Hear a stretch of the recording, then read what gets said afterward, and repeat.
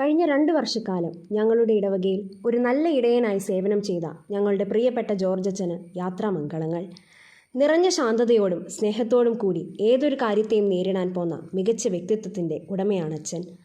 നെല്ലിമറ്റം ഇടവകയിൽ നിന്നും പോത്താനിക്കാട് ഇടവകയിലേക്ക് സ്ഥലം മാറിപ്പോകുന്ന അച്ഛന് എല്ലാവിധ ഭാവുകങ്ങളും നേരുന്നു. മഞ്ഞേറും വിണ്ണോരം മഴമായും പോലെ